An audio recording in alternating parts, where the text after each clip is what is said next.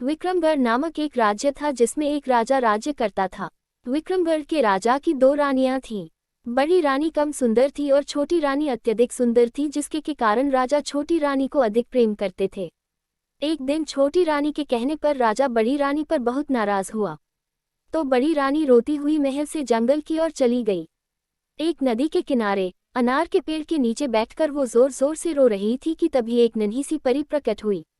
उस परी ने रानी से उसके रोने का कारण पूछा। बड़ी रानी ने सब कुछ सच सच बता दिया। तब परी बोली, ठीक है, मैं जैसा कहती हूँ वैसा ही करो, न ज्यादा न कम। पहले इस नदी में 3 डुबकी लगाओ और फिर इस अनार के पेड़ से एक अनार तोड़ो। और ऐसा कहकर परी गायब हो गई। बड़ी रानी ने वैसा ही किया जैसा कि परी ने कहा था।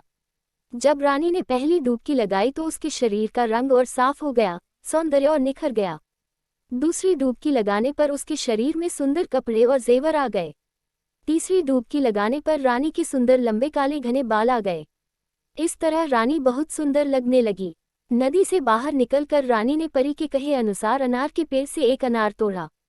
उस अनार के सारे बीज सैनिक बनकर फूट आए और रानी के लिए एक तैयार पालकी में उसे बिठाकर राज्य में वापस ले गए। राजमहल के बाहर शोर सुनकर राजा ने अपने मंत्री से पता करने कहा कि क्या बात है।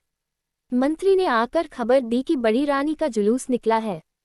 राजा ने तब बड़ी रानी को महल में बुलाकर सारी कहानी सुनी और पछताते हुए इस बार छोटी रानी को राज्य से बाहर निकल जाने का आदेश दिया।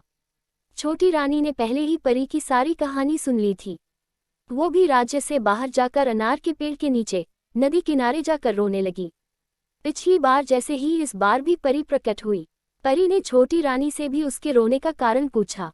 छोटी रानी ने झूठ मूठ बड़ी रानी के ऊपर दोष लगाया और कहा कि उसे बड़ी रानी महल से बाहर निकाल दिया है।